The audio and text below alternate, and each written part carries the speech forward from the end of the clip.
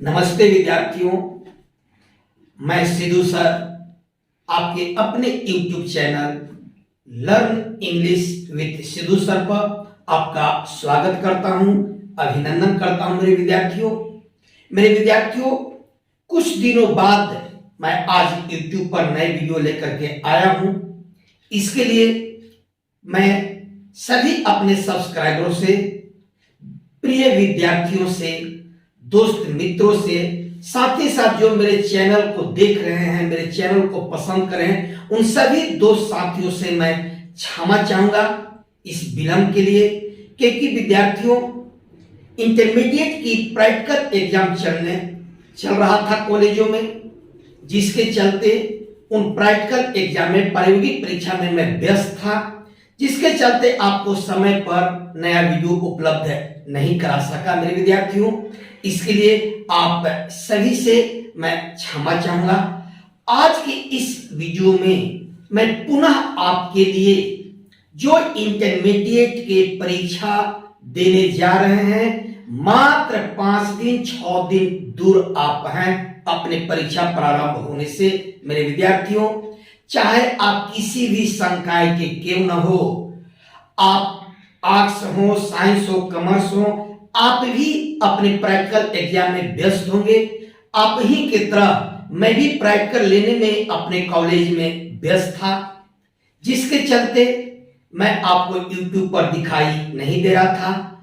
आज कुछ दिनों के बाद मैं पुनः आपके लिए, आप सभी प्रिय विद्यार्थियों के लिए, जो 1 फरवरी से इंटरमीडिएट का जो परीक्षा प्रारंभ होने जा रहा है, जिसमें आप सम्मिलित होने जा रहे हैं, उसके लिए मैं सबसे पहले आपको शुभ आशीष दे दूं। आप प्रायोगिक परीक्षा अच्छी तरह से दिए होंगे। उम्मीद करता हूं, विश्वास है मुझे कि आप जो फाइनल एग्जाम होने जा रहा है 1 फरवरी से, उसमें भी आप अच्छी तरह से परीक्षा देंगे, क्योंकि आपकी तैयारी निश्चित ही अच्छी होगी, चाहे आप किसी संकाय से क्यों न हो। इन सभी विषयों की तैयारी के साथ साथ मुझे विश्वास में पूर्ण विश्वास है कि आप सभी विद्यार्थी अंग्रेजी का भी तैयारी अच्छी तरह से किए होंगे मेरे विद्यार्थियों। आप जानते हैं कि बिना अंग्रेजी का आपका कोई संकाय खाली नहीं है। हिंदी और अंग्रेजी आपका अनिवार्य विषय है। 100 अंक के दोनों है। तो फिजिक्स, केमिस्ट्री, बायोलॉजी, मैथ या पॉलिटिकल साइंस, हिस्ट्री, साइकोलॉजी, इन सारे विषयों की तैयारी के साथ साथ आप इस अंग्रेजी सब्जेक्ट का भी तैयारी आप अच्छी तरह से जरूर किए होंगे। आपकी परीक्षा के लिए मैं बहुत सारे आपको शुभकामनाएं देता हूं, बहुत सारी दुआएं देता हूं कि आपकी परीक्षा बहुत अच्छा जाए, आप परीक्षा में अच्छा अंक प्राप्त करें, आप अपने कॉलेज के, अपने स्कूल के, अपने जिला के, अपने राज्य का नाम रोशन करें, अपना नाम के साथ साथ अपने शिक्षकों का नाम रोशन करें, अपने माता पिता का भी नाम रोशन करें। इस परीक्षा में अपना अच्छा परफॉर्मेंस दिखाकर मेरे विद्यार्थियों, आपके लिए मैं पहले भी बहुत सारे वीडियो देते आ रहा हूं, बहुत सारे मैं समय दिया हूं जो आपके लिए इंपॉर्टेंट है, जो फरवरी में एग्जाम होने जा रहा है, चाहे आर्ट्स से दे रहे हो, चाहे साइंस से दे रहे हो, चाहे कॉमर्स से दे रहे हो, आपके लिए जो समरी, जिस पोएम का समरी इंपॉर्टेंट है, उसको मैं वीडियो दिया हूं। आज भी मैं समरी को लेकर के आया हूं, यानी कविता के सारांश का ही वीडियो मैं आपको आज देने जा रहा हूं। और जो भी मैं समरी दिया हूं वीडियो, चाहे जिस पोएम का हो, मैंने उस पर लिख दिया है VVI 2022। आप मेरे विद्यार्थी उन सभी वीडियो को आप शुरू से अंत तक पढ़ करके जरूर जाएंगे, अपने तैयारी करके जरूर जाएंगे। साथ ही साथ the story of English language से मैं बहुत सारा वीडियो आपको दिया हूं, उसमें आपको इंटरनेशनल लैंग्वेज से लेकर के बोरोइंग इंग्लिश, ओल्ड इंग्लिश सबका है। साथ ही साथ उसमें प्रसिद्ध प्रसिद्ध फेमस राइटर और उसके बुक्स का भी मैं वीडियो दिया हूं। आप अच्छी तरह से जानते हैं कि the story of English language से भी लगभग 20 नंबर के क्वेश्चन आपको पूछे जाते हैं, ऑब्जेक्टिव में भी और डिस्क्रिप्टिव में भी।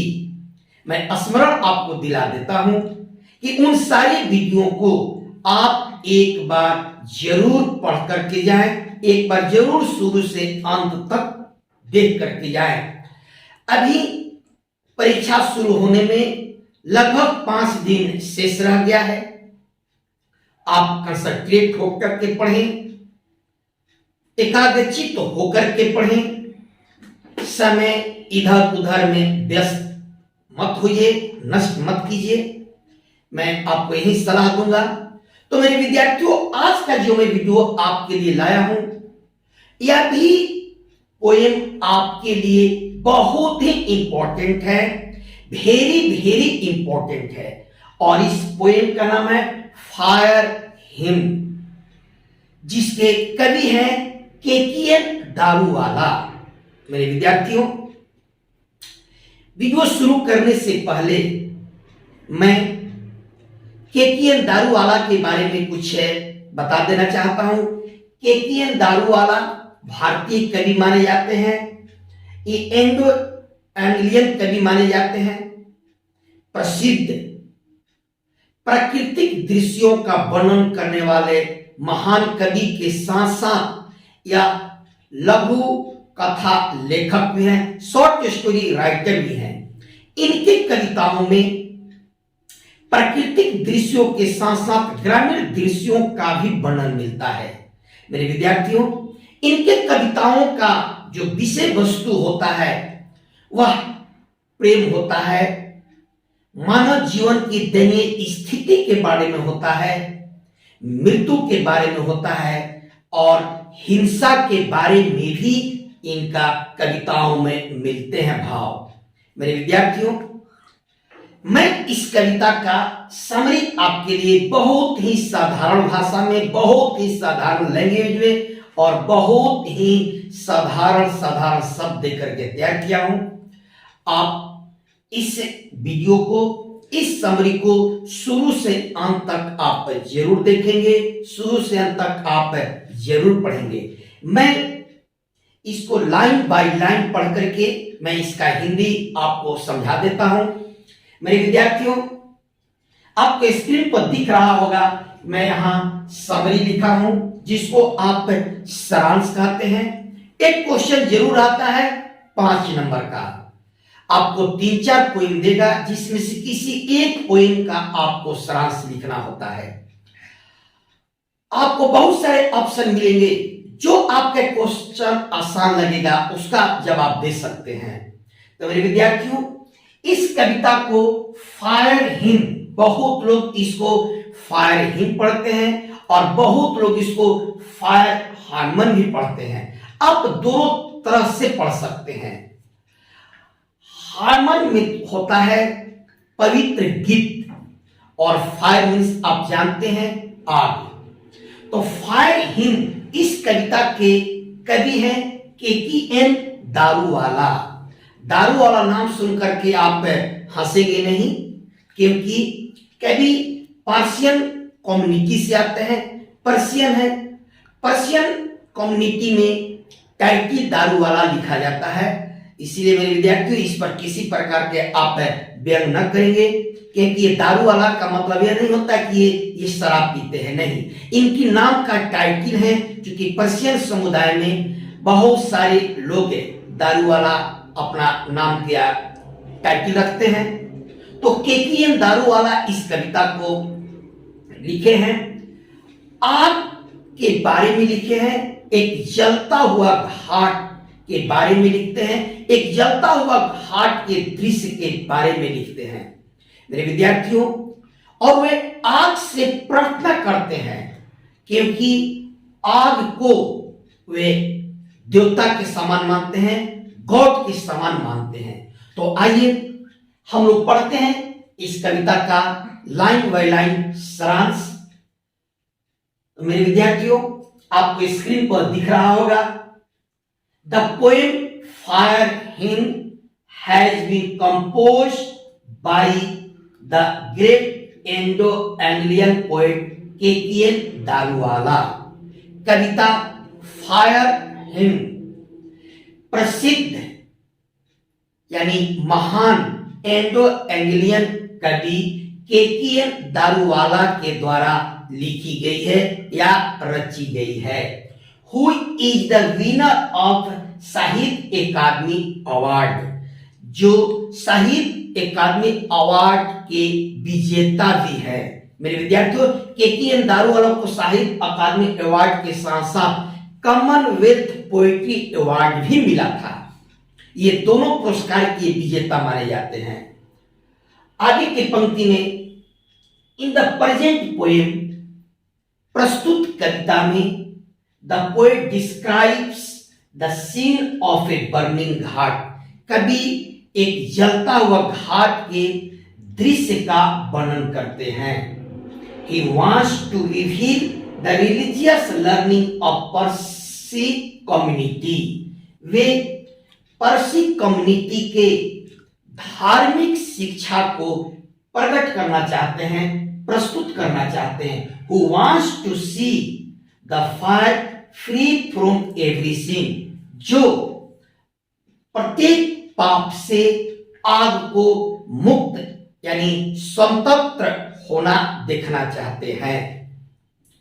अगला paragraph, the ghat was totally burn, घाट पूरी तरह से जल चुका था। But some parts were saved, लेकिन कुछ उसके अंग शेष बच गए थे। इट लुक्स हाफ बर्न, वे अधजले प्रतीत होते थे, वे अधजले दिखाई देते थे। द साइट ऑफ बर्निंग, जलता हुआ दृश्य, बिकम्स फ्राइटनिंग एट नाइट, रात में भयावह प्रतीत होता था, रात में भयभीत लगता था।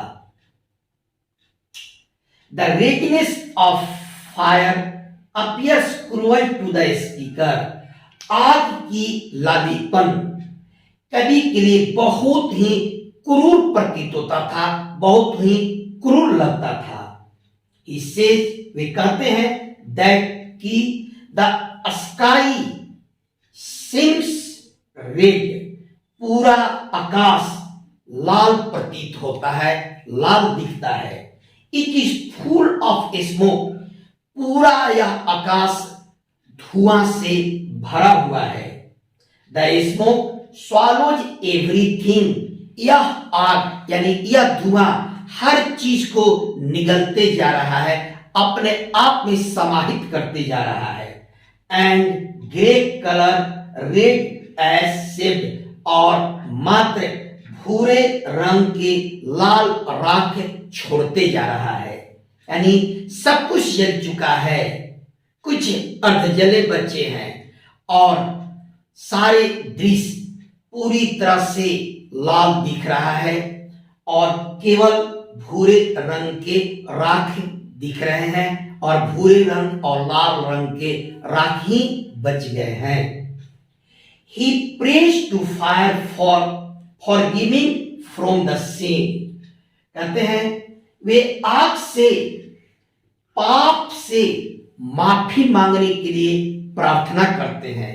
यानी वे आग से प्रार्थना करते हैं, इस पाप से मुझे क्षमा करो, माफी प्रदान करो।